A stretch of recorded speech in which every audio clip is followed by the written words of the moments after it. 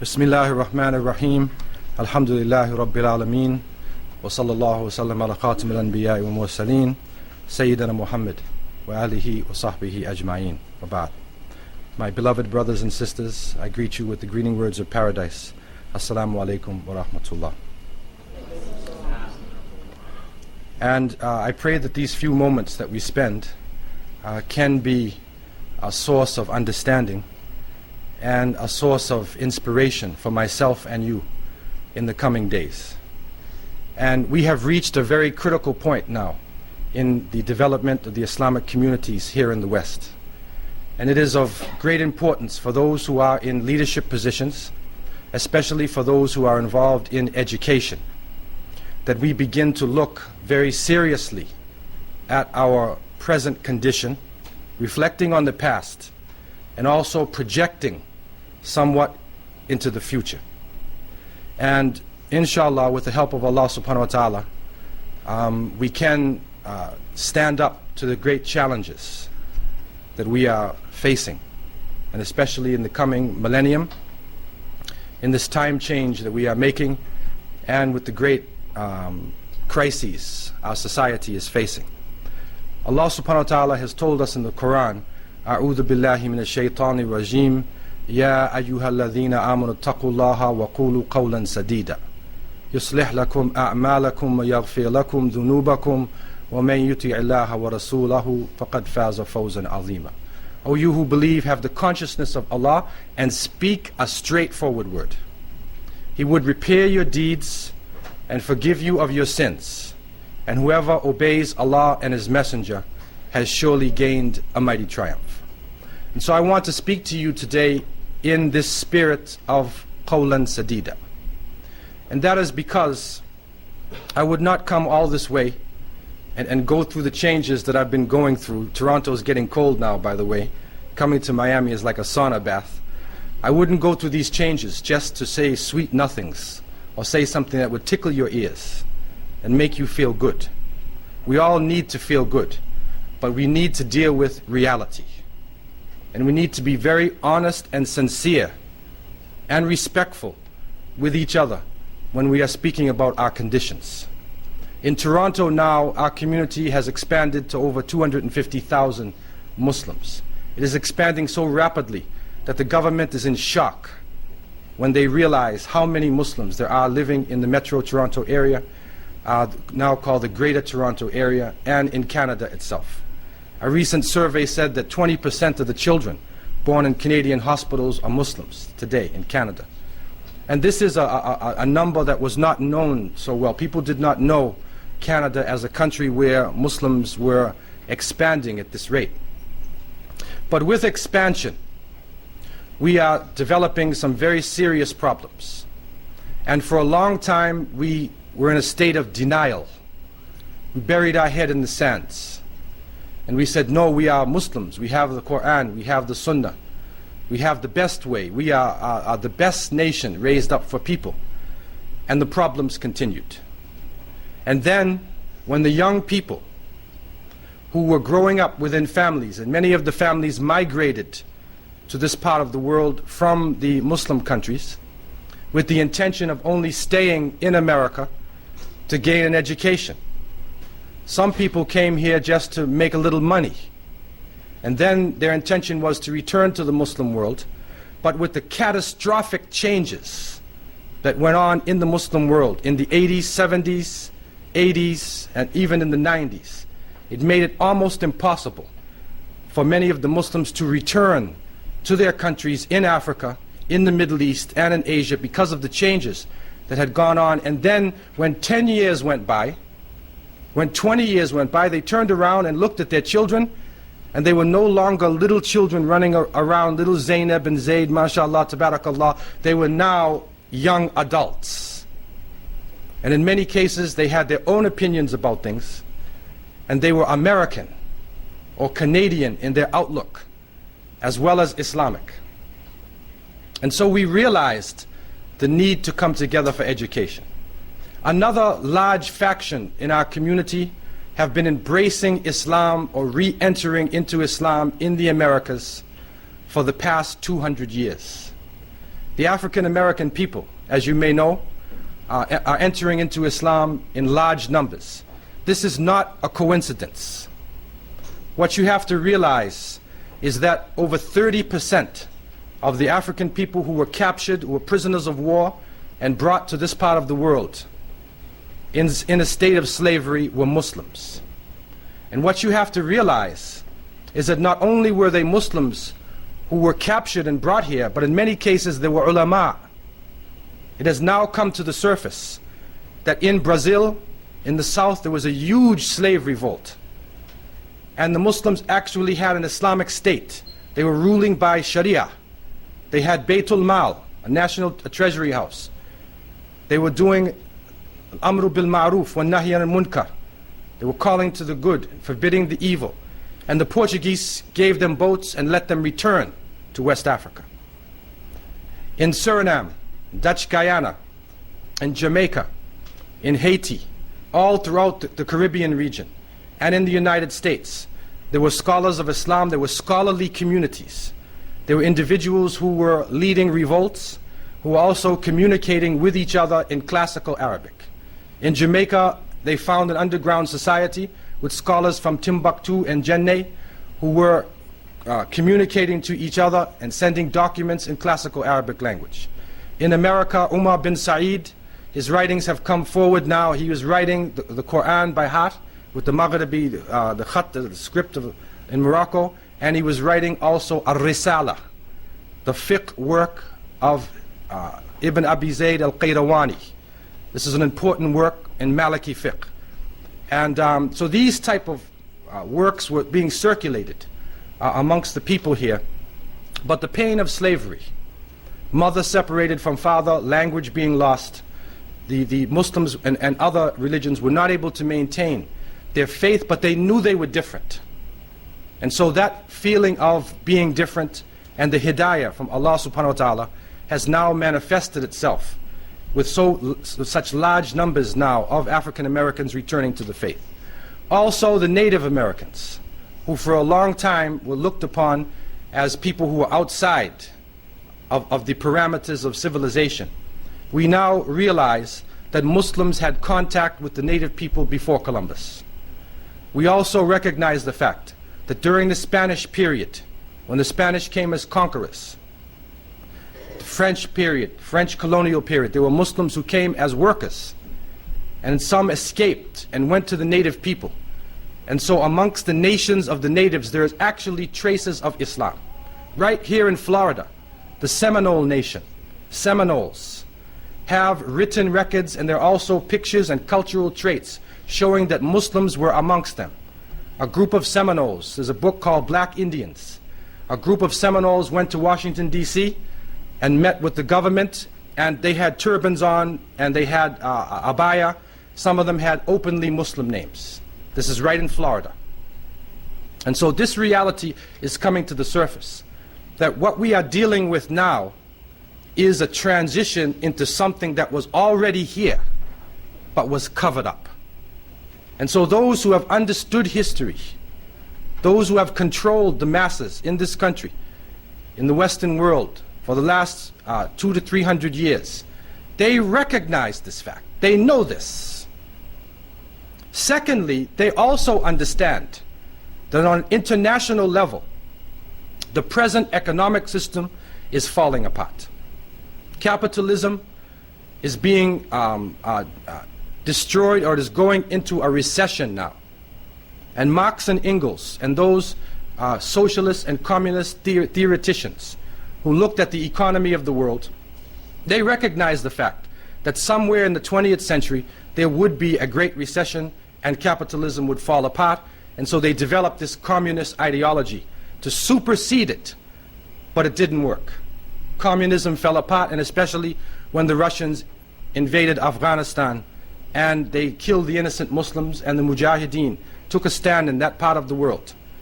And we know, if you read what the Prophet, peace be upon him, said about the dua and about what happens when an innocent person is attacked who has a connection with Allah. He told us, ittaqu da'wat al-mazlum falaysa baynaha wa bayna Allahi hijab.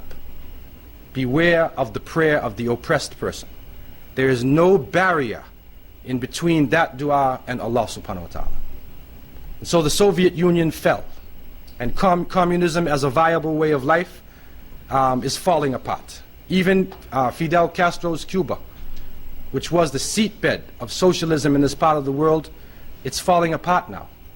And everybody's running toward capitalism. And so with those two systems falling apart, the potential civilization which can supersede the present civilizations is the Islamic way of life, the Islamic civilization.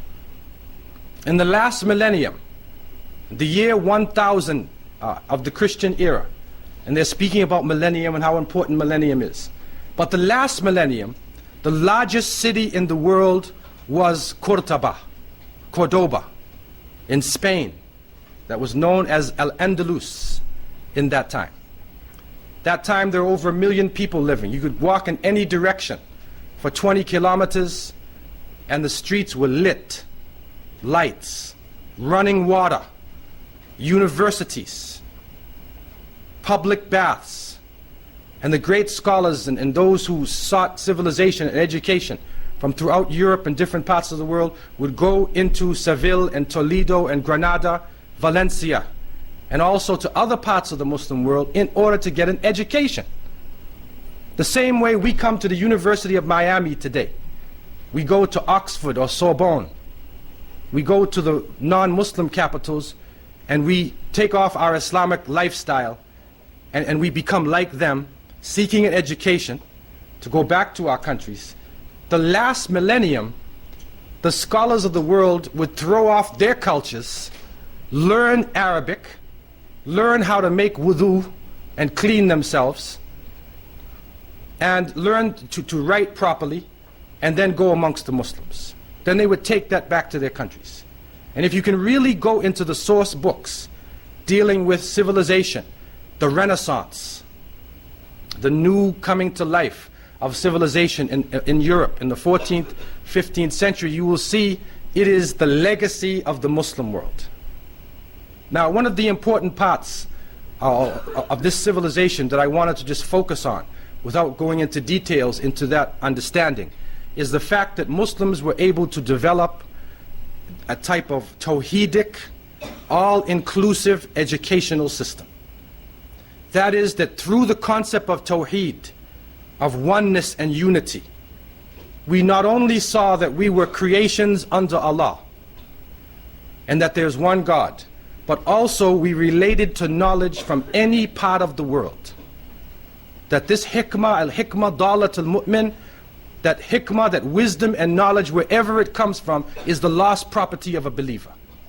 Anywhere you get it, this is the property of a Muslim. So the Muslims were able to take the knowledge of the Greeks, the Romans, the Egyptians, from India, from parts of Africa, from all parts of the world, were able to put it together with Quranic understanding and give it a new type of dynamism, make it relevant. The number system. Roman numerals were confusing people. So with Islamic concepts and also with knowledge of ancient India and ancient Egypt, because it's probably in the ancient pyramid, the step pyramid in Saqqara in Egypt. There's writings from the Old Kingdom, 3000 BC, using 0 decimal numbers in ancient Egypt. So it's probably there where they first began to use it. It also went to in India, it manifested itself. So Muslims were able to take this, give it their understanding. Sifar, 0, is an Arabic word. The number system, al-jabra, from jabba, and it goes on, your trigonometry, your calculus, all this came from this Islamic understanding using the Arabic language. And so they were able to give it a new life, a new impetus, and then it was ready to serve the world. Now, unfortunately, we ourselves left our faith. In the next generations, we forgot Allah subhanahu wa ta'ala. And we began to look at each other as nations and tribes. Arabi, Ajami. You're an Arab or non-Arab. Persian, Turkish, Berber. You come from different parts of the world. You're Chinese, you're Senegalese, Looking at different nations and different tribes, we divided up. Also, the rich began to look at themselves differently as the poor. The ashraf, the noble ones relating to the family of the Prophet ﷺ, even saw themselves as a class or a tabaqa, a type of caste above the other Muslims. Corruption came in with the wealth. And so when this came in, and as the Prophet ﷺ said in the hadith of Thawban, that a disease would strike the Muslims, they would be large numbers, they would be defeated, you probably heard this hadith, they would be like the foam and scum on the top of the surface, no weight. When they asked him, what is the disease that would come into the hearts of the Muslims? He told them, Hubb ad-dunya wa karahiyat al-maut, that you would love the life of this world and you would hate death. And so when that came in, they were divided up and they were defeated. And that light of civilization went over to somebody else. The secular rule, first with Ferdinand and Isabella of Spain, and then on to the other kingdoms and areas of influence in Europe. Today we are now coming into the 500th year. We are living under this material civilization after 5 centuries. And what is the result? Pollution. The environment is turning against us. This El Nino thing, La Nina, it is going out of control. And in the next 10 years, we're going to see catastrophic environmental changes. So the economy of the world is falling apart. The environment is falling apart. The social life is falling apart. The political system is falling apart. And we have the alternative. Now, let's be honest with ourselves. We're coming out of a colonial period. In that colonial period, we were forced to submit to another culture, whether it be the Italians, the French, the British, the Spanish, the Dutch, the Belgians, whoever it was who conquered our countries. In order to have upward mobility, you had to ape the culture, imitate the culture of the colonial rulers. The more etiquette you had, the more characteristics you had of the elite of the colonial office, the higher you rise. The more Islamic you were in your etiquette and adab, they would consider you to be outside of civilization. They would consider you to be uncivilized. And they came into some countries, and even though the people wrote an Arabic language, and they spoke their own language, whether it's Turkish, Persian, Kiswahili, Hausa, Malay, whatever that language was, the Bosnian language. And then if you did not write, if you were not literate in French and English or Italian, they said you're illiterate. Even though you could write Arabic, even though you knew your Persian language, you were good in Turkish. If you did not know that language, you were illiterate. So therefore our schools became French schools, British English schools, and we were striving for this.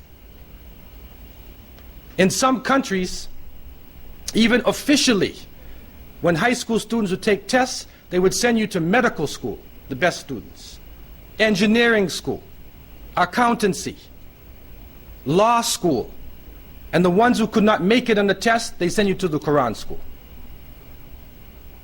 Officially in some countries they do that. Even up until now, they do it in some countries. So what happened with that? Islamic education was looked upon as not being the highest education. It was good and important, but it wasn't the highest. Now with the fall of communism, with the falling of capitalism, with morality going so low in this part of the world, even in the White House, morality totally out of control, Muslims are realizing that their Islam is a gem. It's like a diamond, a beautiful gem, and we've been covering it up all this time. Now we need to take the gem out and show it to the world. We need to benefit from it first and then show it to the world. How do we do this? I want to be very practical with you because we don't have any more time left. I'm telling you. And if you understand the history of this country, we don't have much time left. The Prophet, peace and blessings be upon him, said in a hadith reported by Abu Mas'ud Uqba ibn Amr al-Ansari, in this hadith, the Prophet ﷺ said, "Inna mimma adraka an-nas min kalam an-nubuwwat al-ula, idha lam tastahi fasna' ma shi'ta." Rawahu al-Bukhari. The Prophet, peace be upon him, said, from what has come to us, what the people have understood from the words of the early prophetic revelation, if you don't have haya, if you don't have shame, then do anything. You're capable of anything. And that's the situation now in this society. Even though it is so powerful technologically, shame is gone out of the people. And why did the Prophet, peace be upon him, said, "Al-haya'u min al-iman," that modesty and shame is part of faith. This is what distinguishes, one of the distinguishing points about a Muslim, how he or she deals with other people. Not weakness, but it is humility and modesty for Allah subhanahu wa ta'ala. And so now our challenge, which is a very interesting challenge, is that we now have to resurrect the Islamic teachings and bring it in line with the technology of the 20th century. And then bring that new dynamism again that can be used in the 21st century. This is, I believe, one of our greatest challenges that we face. And if we are able to do this, inshallah, then I believe strongly that we will have a definite alternative to these societies. But that means we have to focus, I believe, strongly in two areas. One is the area of education, and secondly is the area of the family. Because without families as the building blocks of society, there is no society. And without education, without people who are carrying that Islamic understanding and have the dynamism and the knowledge and capability, then we don't have direction. So we need to focus on this. For a long time, Muslims focus on the political aspects, the economic aspects. When you have a lecture in a community or a gathering, if you talk about the family issues, then you only get maybe about 5 to 10% of the community comes out. And 3/4 are sisters. If you're talking about the family, right? If you're talking about education, in the past, you'd only get 40% of the community. If you talk politics, this Jamaat against that Jamaat, this Imam did wrong and the executive committee is going to get him. Everybody's out there. The place is crowded. They want the politics. Bring a hot political issue from the Muslim world. Islamic State. Islamic State. Overthrow the government. Hot political issue. Everybody comes out. But when they went to one of the great scholars of Islam, Ahmed Zarruq, rahimahullah, from Morocco, and they asked him about Islamic State. And he looked at people who were not even dealing with their Islam, and he said, يَطْلُبُونَ الْفَتْحِ دُونَ الشُّرُوطِ. They are asking for the victory without fulfilling the conditions of the victory. You want Medina, and you haven't gone through Mecca yet. You want to have an Islamic State, but yet Tawheed is not in your heart. Your character is not developed yet. And so the families is a crucial issue that we have to look at, and we have to not bury our heads in the sand. What we developed in Toronto is Islamic Social Services. It's a new institution where we do family counseling. We deal with the issues. There's a problem between husband and wife, parents and children, teenagers are running away, Children's Aid Society is taking your child. Let's deal with reality now. This is the basis of our community. Social services.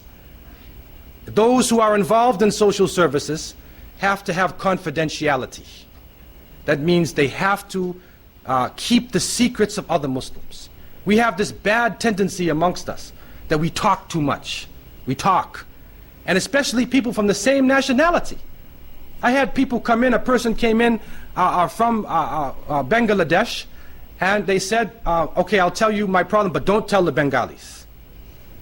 Okay? Another person came from Egypt, and they said, yes, I'll tell you, but don't tell the Egyptians. Every country they say that. They're afraid of their own people. Why? Because when people hear things, they get on the phone. Oh, you know what happened to such and fulan, and this and that, and they're talking, and then suddenly your business is all over. The leadership, those in responsible positions, have to have secrecy, confidentiality. They do not speak about people's secrets. They do not carry namima or begin namima, scandal. Prophet, peace be upon him, said, La yadkhulul jannah namam. That the person who carries scandal will not enter paradise. That's serious. It's very serious. And so, confidentiality, and also facing the issues head on, and trying to give solutions that are Islamic, and also dealing with the best professional methodologies used in this part of the world. Combining both worlds.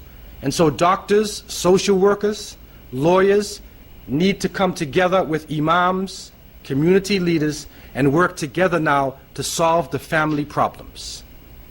And if it means you need a safe area where an abused woman or an abused child can come to that area and not feel threatened, then you need to have that. This is a crucial issue. We have to go at these problems and try to develop the kind of family where the home is a source of peace. The home is not a battleground. Because if the home is a battleground, then how can we go out and spread peace in the land? The second area which I want to focus on a little bit more, especially since we are here in education, we're involved in education, and I'm sure that some of the points that I'm going to mention here to you have already been discussed by you.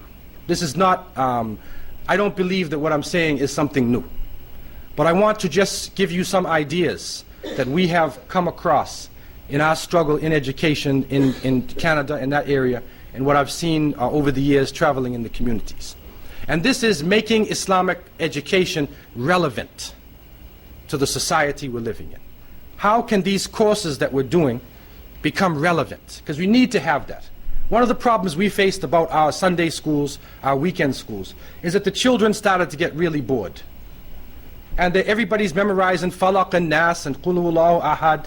They're reading the same seerah story, and they come in and sleep, you know, all during the class. And they're bored. They want to stay home and watch cartoons, right?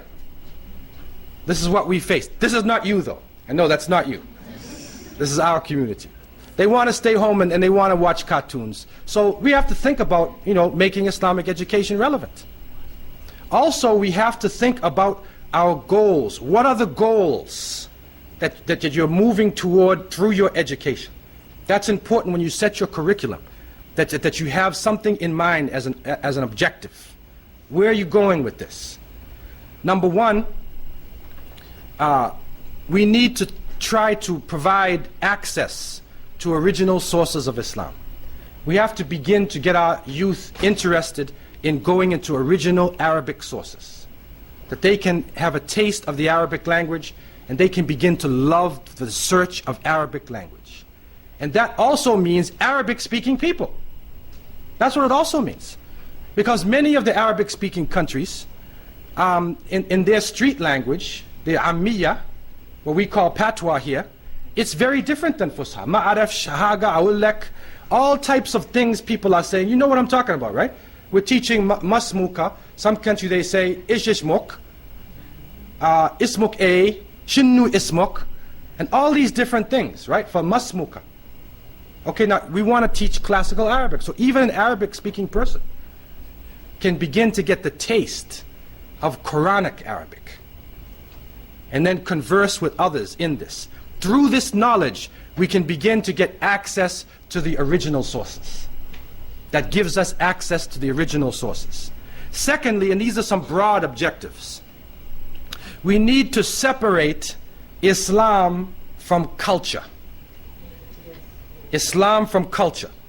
Because many times what is transmitted to the student is not necessarily the principles of Islam, it is the cultural practice in a particular country. And that means that the teacher has got to be very clear, be able to go to the sources themselves and make sure that they're not teaching cultural things. This can come in prayer, this can come in general dealings, character, in a lot of different areas. The third area is that we need to go about reconstructing the Islamic personality. To reconstruct the Islamic personality. This is an all-around personality. A person who is dunya and akhirah, both combined. Striving in this world, not of the world, not controlled by the world, but striving in this world toward the next life. Right? Not one extreme or the other extreme. And fourth, we need to develop muthaqqafin and ulama. Now somebody who is muthaqqaf, that is a person who has thaqafa, who has Islamic culture, education, general Islamic education. People who take courses like the one I did in Medina, GreensideDawah wa Usul ad-Din, who study the usul of the deen, become muthaqqaf. It is not an alim. An alim is somebody who brings you the sources, who memorizes the whole Quran and can really bring the source. There are other people who are cultured people. And that is a goal that we need to shoot for here, that at least we can produce students who are cultured in Islam. They have a taste of Islamic studies, they know how to access original sources, and they can translate the great works of the ulama and the scholars of the Muslim world into a relevant type of practice for today. But also we need, from the youngest students, to project on making or developing ulama. And that is people who will learn, who memorize Quran before they're 10 years old. You know the system. Memorize Quran before they're 10 years old, control the Arabic language, learn, get into hadith, right? Get into their studies, and then they go into Islamic education. Okay? We will have to produce in our next generation ulama.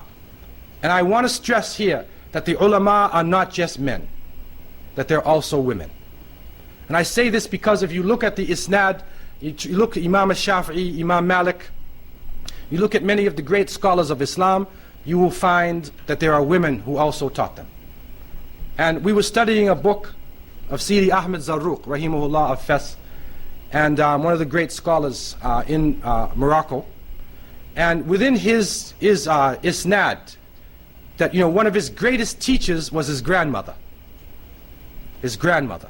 And he actually came up under her first before he went out to actually go to other people. And so you'll find many great scholars like this. They're learning from their mothers, they're learning from their grandmother, knowledge is in their home, they're learning from a woman also, especially in their early years. And so this is important. And then again, the situation with the sisters themselves, what is happening now is that there are women in this society who want to hear about Islam. And somebody's got to teach them. And sisters have to understand their rights. Just in the marriage area alone, how many sisters know about the rules of kafa'ah, suitability? How do you make suitability between your young child or your teenager, your young adult, and another a young adult to get married? What is suitability? How do you go into it? How many of us know, even in divorce, and this divorce thing is plaguing us in our community, how many sisters know about khula or khala? They have the right to give back the mahar. How many know about fasakh, that the marriage can be annulled if the man does not fulfill certain rights within the marriage? How many know? People don't know that. They're stuck within marriage like the practice of the Orthodox Jews, and it comes out what we call al-mu'allaqa, where women are hung between marriage and divorce, and the husband says, he leaves her, and he said, I will not divorce you until the day of judgment. I'll never divorce you. So you'll be hanging in between marriage, you'll never get married again. That's not Islamic. That's mu'allaqa, is not Islamic. And the Sharia has solutions to this. There's solutions, but we don't know this. The mahar, the dowry itself. How many know the importance of the mahar? There was even one discussion in Shafi'i fiqh where they were talking about the maha, if there is a difference of opinion between the two families as to how much the maha would be for the girl, then you give the dowry or the maha based upon the average dowry given to a woman in your area. If there's a difference of opinion, then you give the average dowry in your area. What is the average dowry given in Miami? Does anybody know? Think about that. Does anybody know the average dowry? What is the average dowry? Is it $5,000? Is it $20,000? Is it a leather jacket and a pager? What is it? What is the dowry? We're not sure. These are the kind of areas that through our education we need to go into to build our community.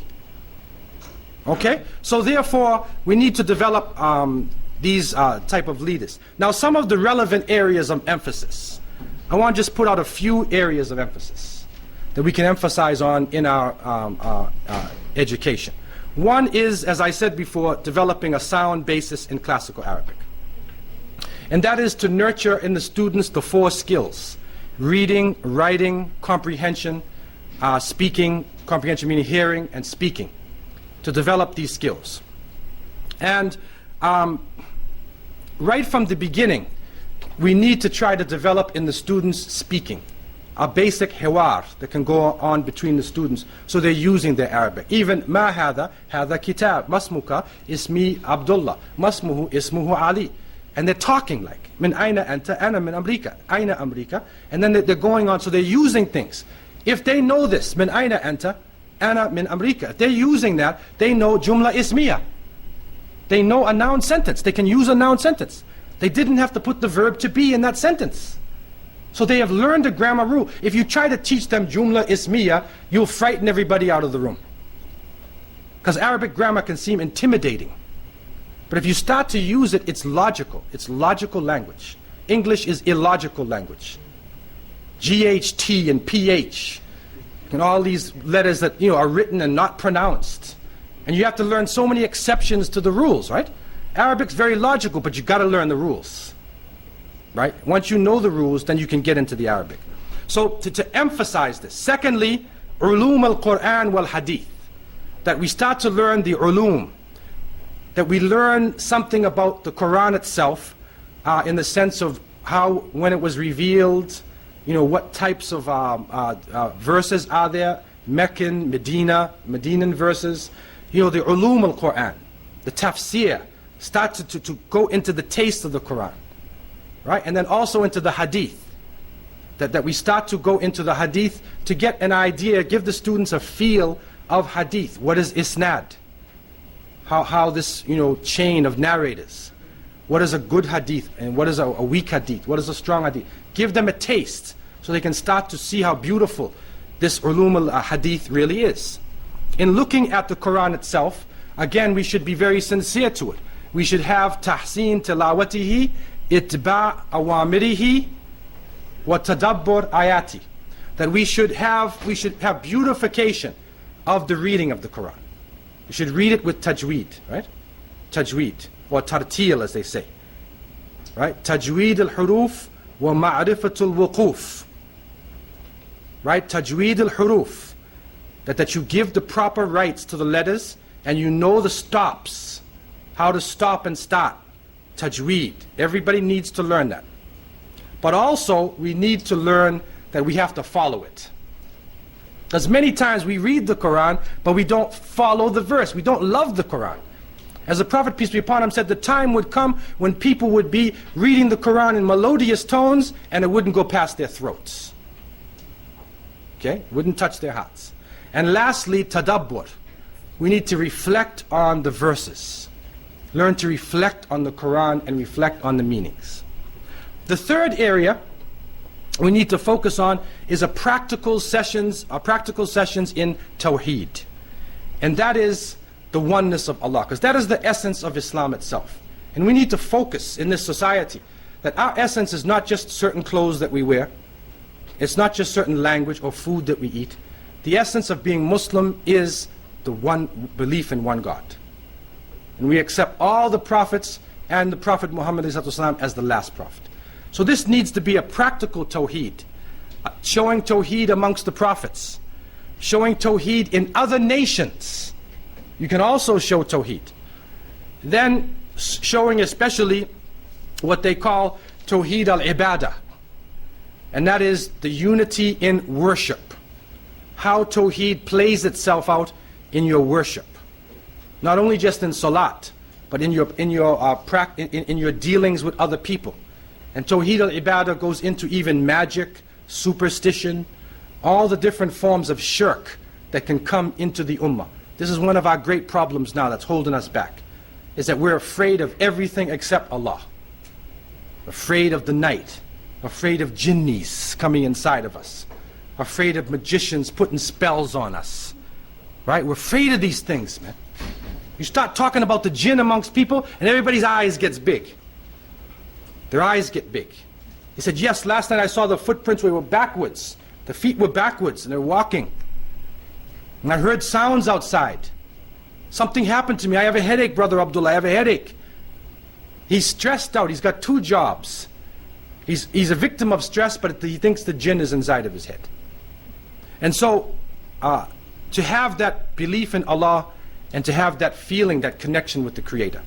The 4th point we would emphasize is as-siratun nabawiyah, and especially what they would call fiqh sirah, the knowledge, understanding of the seerah. You don't just read it as a story. Take knowledge from the different incidents that happened to the Prophet ﷺ and his followers. And you can read Seerah ibn Ishaq, you can read Ash-Shifa al-Qadi Iyad. There's a number of works that you can read where you will find seerah being expressed in a way where you can get something out of it. Okay? This brings alive Islamic teachings.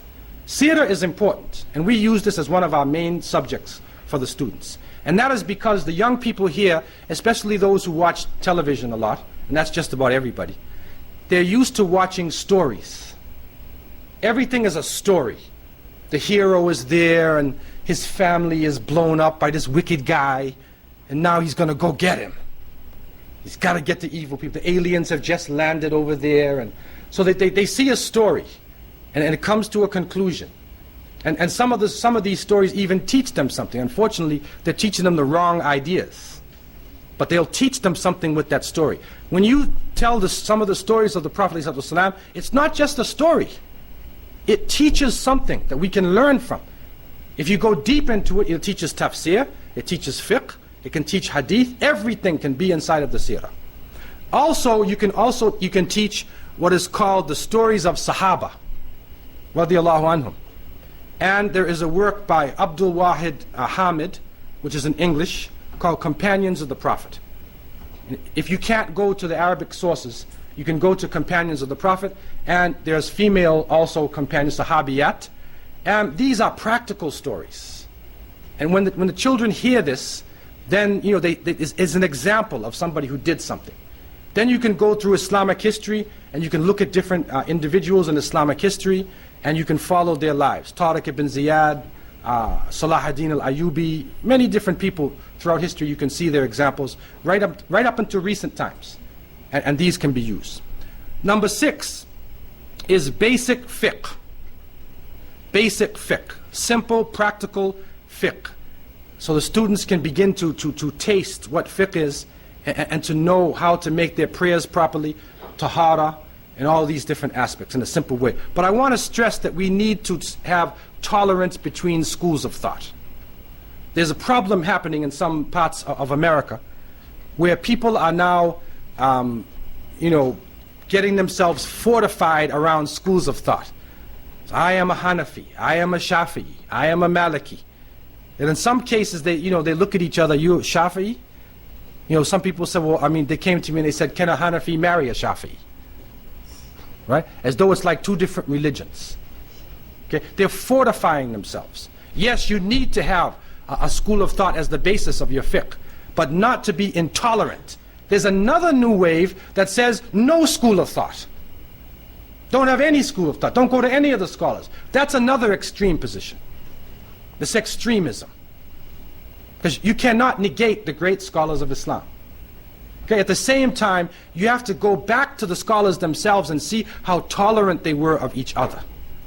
How their love of the sources made them love the other scholars. They were teachers and students of each other. They were not rivals making different churches like Jehovah's Witnesses and Pentecostals and Baptists. This is a different concept which is alien to us.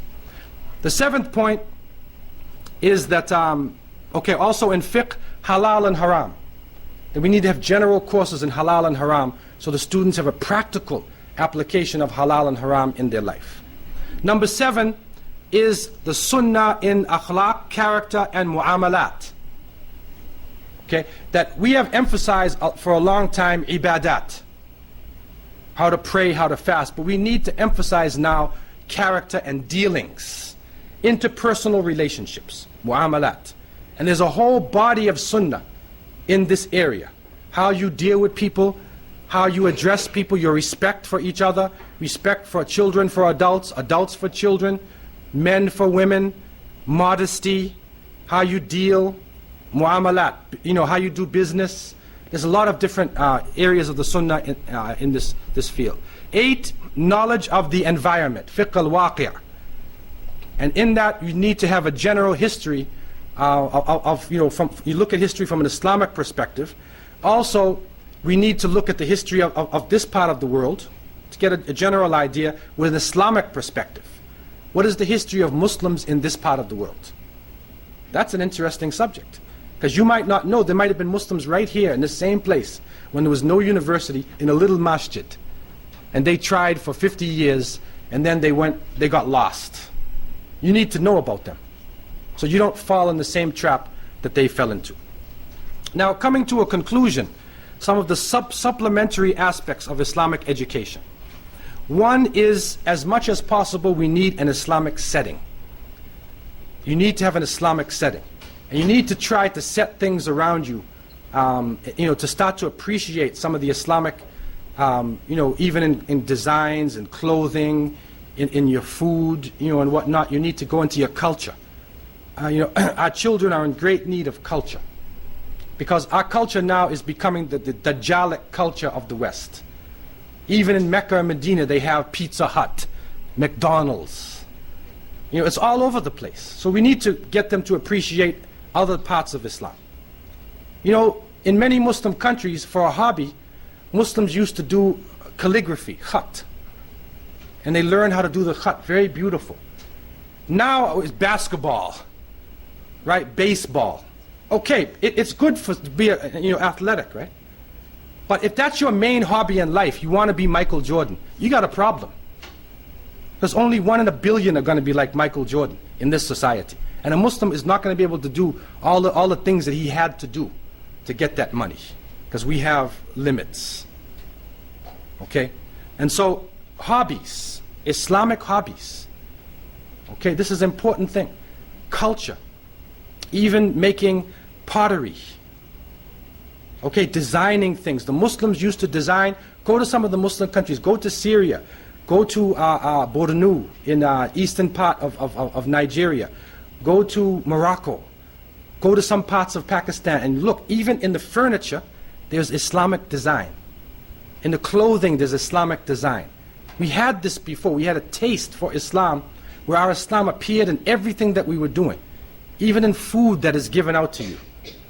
Even, we used to have these little ritual things that they might seem trivial, but even serving tea and coffee to each other. How do you serve a guest and serve coffee to your guests and tea? Somebody comes to your house in Miami and they're sitting down. Okay? What do they need? Especially if they come from Canada. They need a drink of water. Get them some water. Right? So you shouldn't even say anything. You should be bringing water. That's Islamic adab. What do our children know? Somebody comes in, you sit down, turn on the TV. He's dying, he's thirsty, and suddenly he says, can I have a drink of water, brother? And then you say, oh yeah, there's a guest here. Because the TV captured you, right? But the etiquette of Islam now deals with your guest. See his health, see what he needs or she needs, take care of them, right? These are little things, but this is our culture. That's what spread Islam. That's why Islam spread across the Niger River and to Hausa land and all the areas. That's why it spread in Indonesia. That's why Indonesia is the largest Muslim country. It was merchants that went to Indonesia. In India itself, the Hindus were influenced by Muslims. All throughout the world, it is really the merchants and the scholars and the people of character who spread Islam. The next point is we need practical recreation. We need to have along in our classes, we even took a period of time in our Sunday school classes, just showing you our example. We would teach seerah, we would teach some Quran, we would teach some hadith, and then we had wrestling class. Wrestling. So you separate the boys and you separate the girls. Okay, and the boys would do wrestling. And we get a Muslim brother who's good in wrestling or good in martial arts, and he teaches them. So they have sports, right? That's what they love. The girls too need sports. Some people say, well, wait a minute. No, the girls need sports too. You look at the Sahabiyat.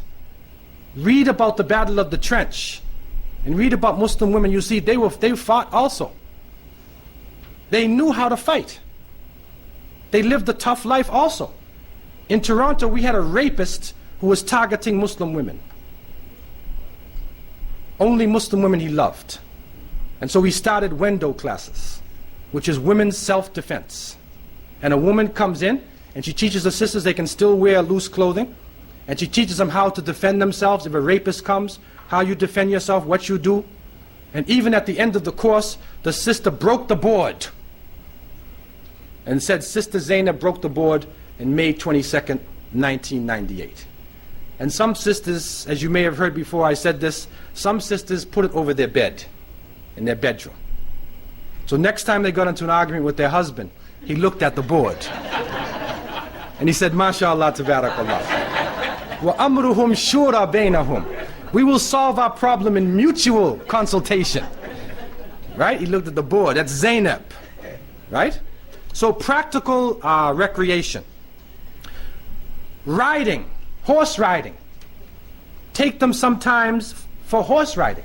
I saw a store here in Miami where they were selling saddles and whatnot. Go outside of the city of Miami and you find some people, you know, they're fishing, they're horse riding, they're hunting. Take the Muslims hunting. These are our skills, right? Swimming. Let them swim. Even the sisters, you can get an area, get a beach area or something, and let the sisters be in an area. They can still wear, you know, some parts of their clothing. They don't have to wear the clothing of the other people. And they can go inside that area, brothers protect the area, and let them swim. What we did is that we even worked with the city of Toronto, and we got pools, swimming pools, and we had only women in the pools. Only Muslim sisters. And we had some sisters who learned from women, they took lifeguard courses. So the Muslim sisters were in the pool, and they were able to swim in the pools. And they learned to swim. These are some practical points that we need to have to supplement our education. Number 3, as I said, skills training. And that can include carpentry, agriculture, home economics, and so forth and so on. So I want to leave you with these points. And you know, it is a challenge that we have in front of us. But really, in this coming period, that you know, in this time which is coming on us so rapidly, we need to have the type of leadership that can handle the challenges of the 21st century. It is that leadership, in summary, which has proper knowledge of Islam and has taqwa. Also, leadership that has balance and wisdom. Balance, hikmah, wisdom. 3, they have Islamic character. 4, courage and conviction. 5, a knowledge of the environment. 6, emphasis on unity and cooperation with others. Unity, type of leadership that emphasizes unity and cooperation. And 7, a positive approach. As the Prophet, peace be upon him, used to say to his followers when he would send them out, Yassiru wa la tu'assiru, Bashiru wa la tunafiru. Make things easy. Don't make it difficult. Call them to what's good. Call them to Islam. Don't drive people away. May Allah subhanahu wa ta'ala help us in the coming of the 21st century. And may Allah develop the type of Muslim homes and Islamic education that we need to present a dynamic system for not only for the Muslim world, but for the whole of the planet Earth. أقول قولي هذا وأستغفر الله لي ولكم والسلام عليكم ورحمة الله وبركاته.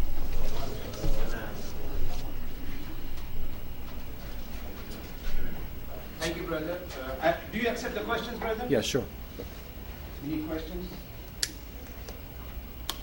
Yes, sister. I want to know how involved your parents are in your school. How do you get parent involvement, parental involvement? That's my question number one. And why do Muslims feel so negative towards Islamic education? Right. Okay, number one, in terms of parental involvement, in the Sunday school classes, the weekend schools, we had developed classes for the parents themselves, which were parallel to the classes for the students, which you may be doing yourself. And so there was sisters classes, there was brothers classes. We even had some which were a joint class for adults. And it was a subject that they could relate to. So that while the children were being educated, the parents are also being educated. Because the problem is, if the children start learning things and the parents don't learn, it develops a problem. Because when they go home, they see the opposite. So it develops a problem. So the parents need to be educated. And then also to have periodic meetings with the parents, where you discuss the policy of the school. If they have any criticisms, suggestions, they have input.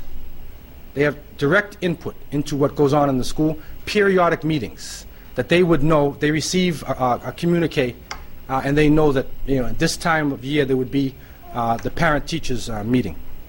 In the bigger schools that we have there, they even form a parent-teachers association. So this would be the Muslim parents of the children in the big schools. So this is like a full-time school. So they would have a parents group that works along with the administration, not against the administration. They work with the administration to solve the problems. And the administration should look upon the parents as a very important part of their leadership. They should realize that, because these are the parents of the children.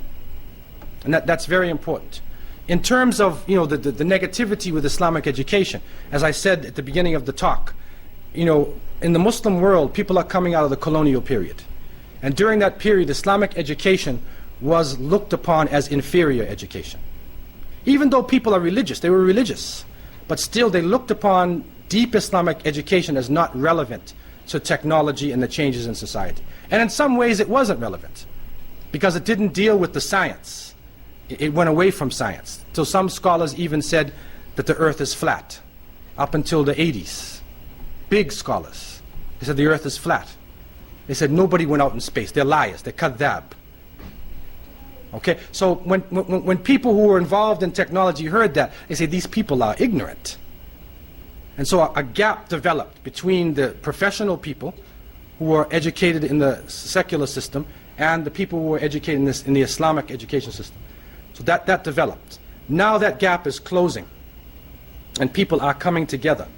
But it will take some time, because there's a lot of misunderstanding, and also there needs to be the type of wisdom in leadership that can deal with both worlds. It can deal with both worlds. But it's coming together, but it will take some time. Okay, also people from America who are accepting Islam, did not have the benefit of knowing how deep Islamic education really is. Because many of the early movements for Islam in North America were founded by people, and I'm not blaming them, they did their best, but they invented the religion. They invented the religion. So they even sometimes claim prophethood.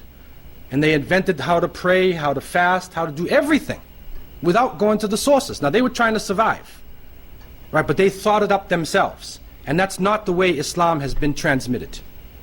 There is creativity, but it's revelation. You got to learn the revelation. Okay, and that was lost. That people in America didn't have that understanding of how important the revelation is. Now it's here.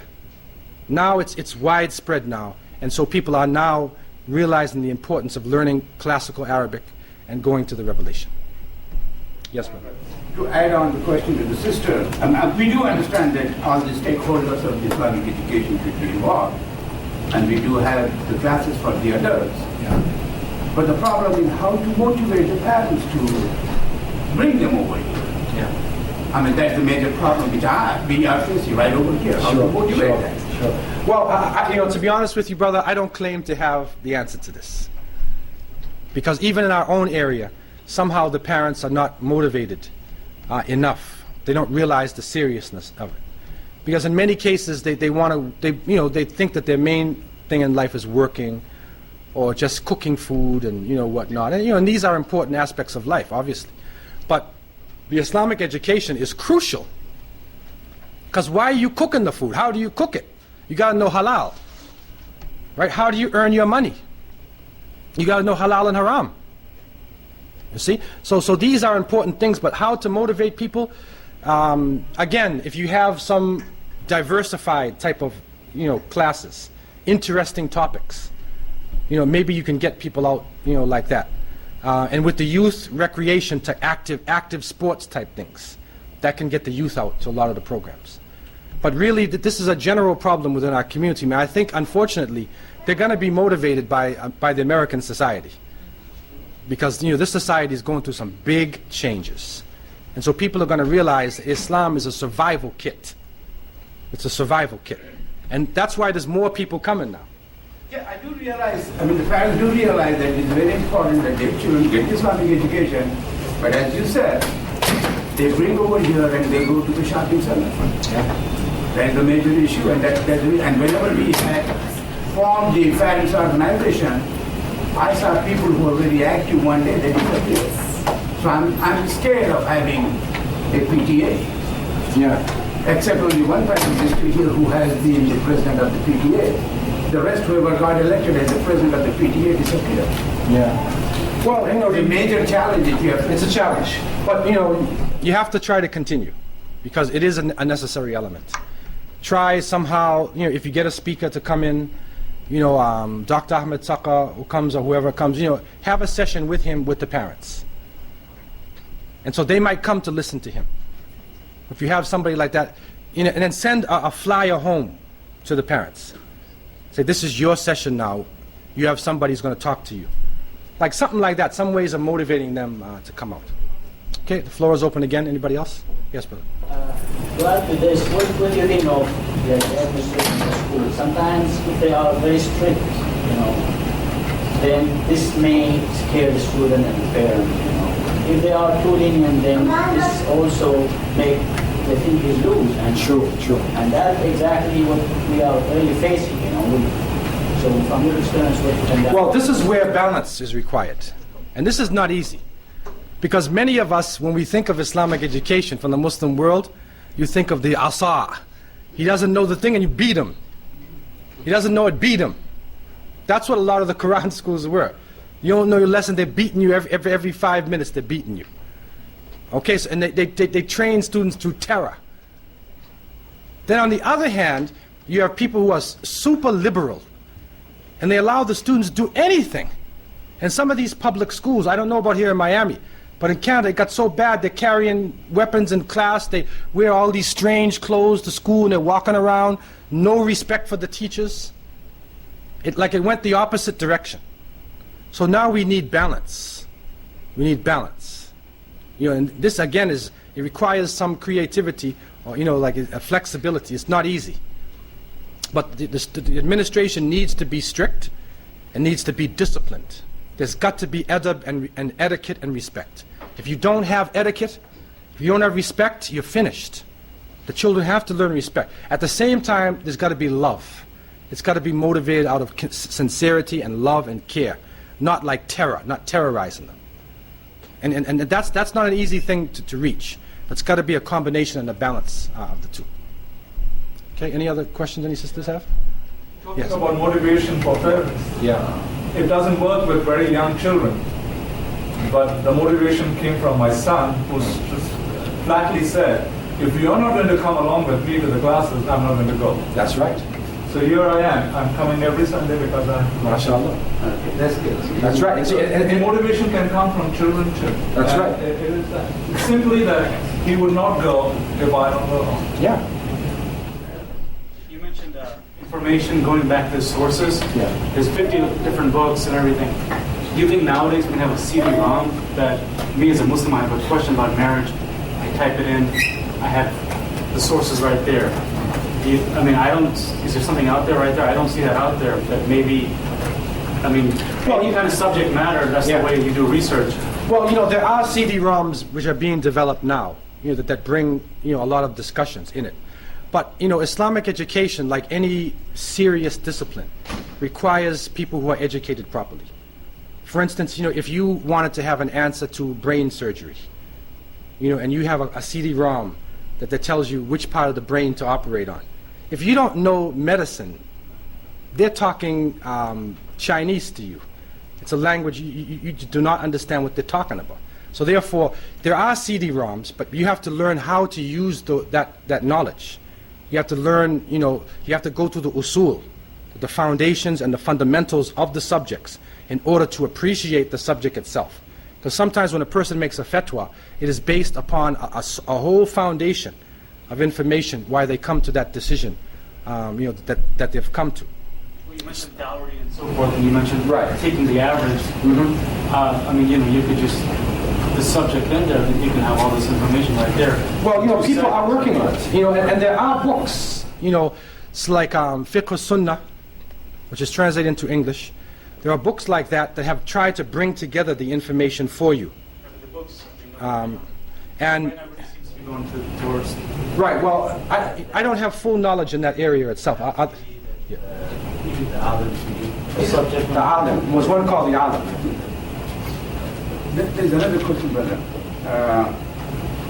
You said, the whole syllabus which you're talking about, I think we are working on the same line with the proper education, their syllabus we are following. That definitely helps in developing the Muslim personality in a child. As you see, most of our students come from the Pakistanis and Indian families. Right. And that's the way I was educated, Go ahead, whether you understand or not.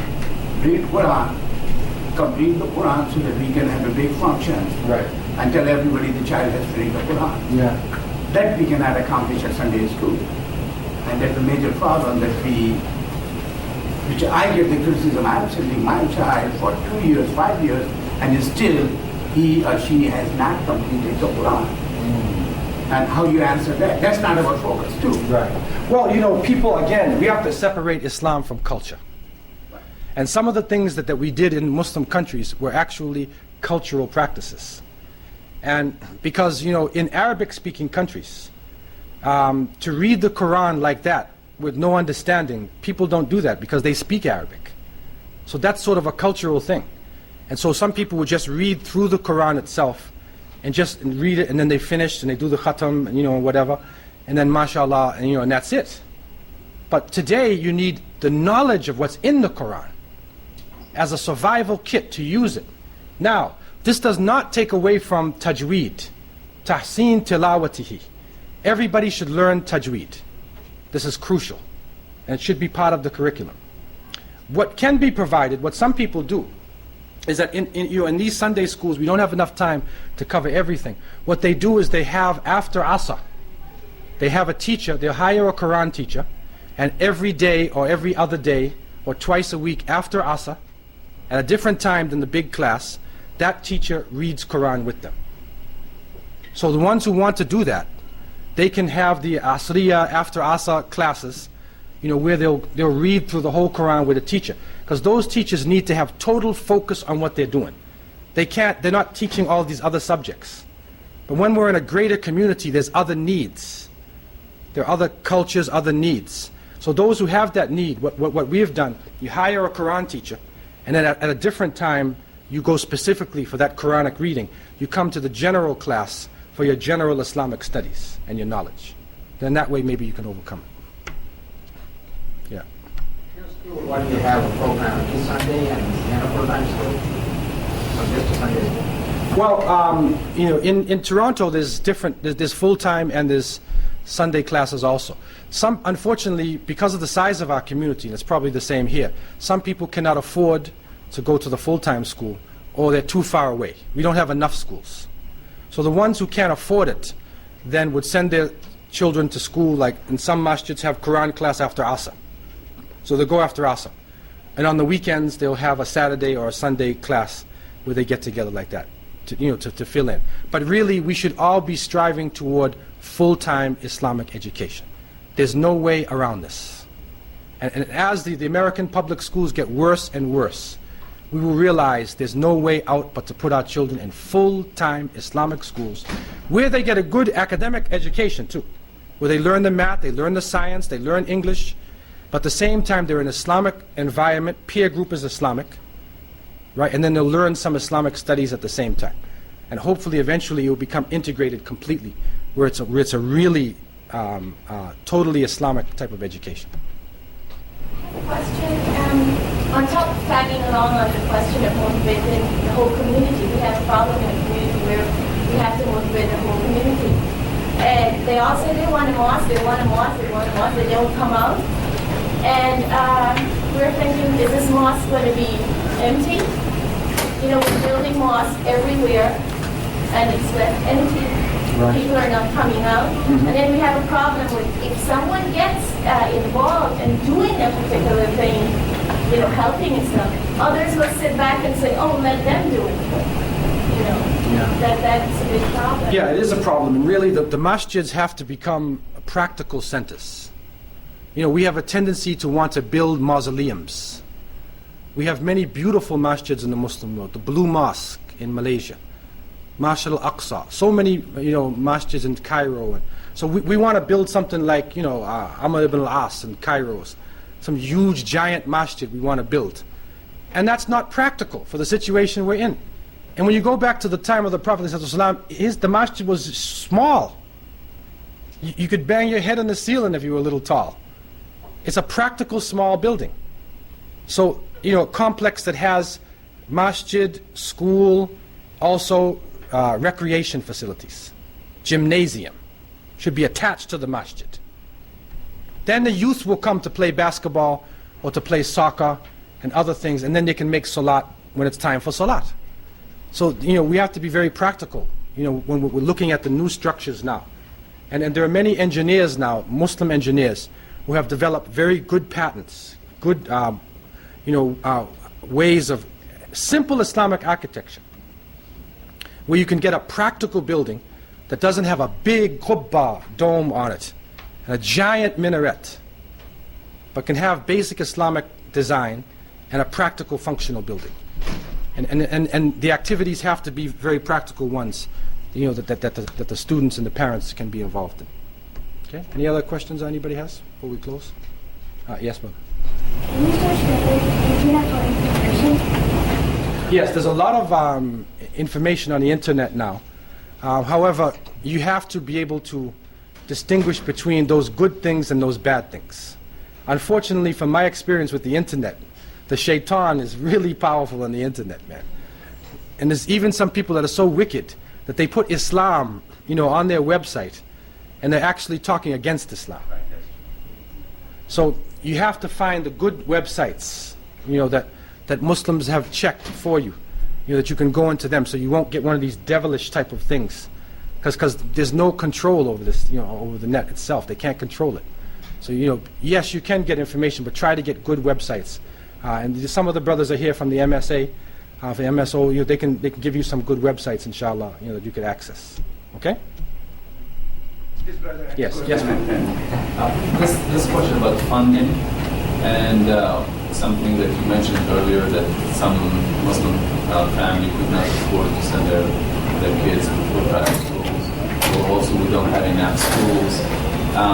And going with the idea of separation of religion and state, has there been any attempt to build some schools, not fully Islamic school, but with some Islamic mission that could accomplish both, and then therefore could qualify for, you know, government funding? Because here in the States, this last 3-4 years, there's a big movement on charter schools, but they do not fund religious schools. Mm-hmm. So I'm saying, with a community like yours, and probably the laws are similar, has been any attempts in going that direction? Well, you know, there has been attempts. Even some groups have acted, like the Islamic Society of North America. they have actually taken over school buildings that were deserted. They took over the buildings, and that solves a lot of problems because the whole building is set up, in such a way that it can be passed by the Board of Education. And they even put their curriculum next to the board's curriculum, and in that way, you're able to get some funding. The problem is, though, sometimes, and this is based on where you live. Sometimes the local people have some conditions they put on you, that are very difficult to do a good Islamic education. But if you have people who are involved in education, you have teachers who know the Board of Education, and then they can work along with the community, to really help you, to get the local funding. Each area is a little bit different, though. And some people have tried to do Darul Ulooms. They get an area and they set up a madrasa. Unfortunately, sometimes they transport something right out of India or another part of the Muslim world, and they put it right down as though you're in India. And that sometimes doesn't help because it's not relevant. It's good for memorizing Quran, though, but then it's not relevant when you come out of the school to the society itself. So really, some attempts have been made, and probably the Islamic Society of North America, they have one of the broadest based school systems.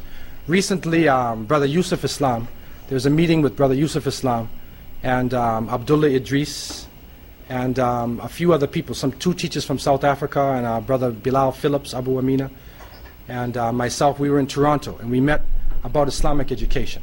So what they're trying to do now is to revitalize the schools everywhere and set new curriculums and to unite the curriculums. There's a move being made, like that, and even to make it up to the standards of the state, wherever they are. That's a move being made.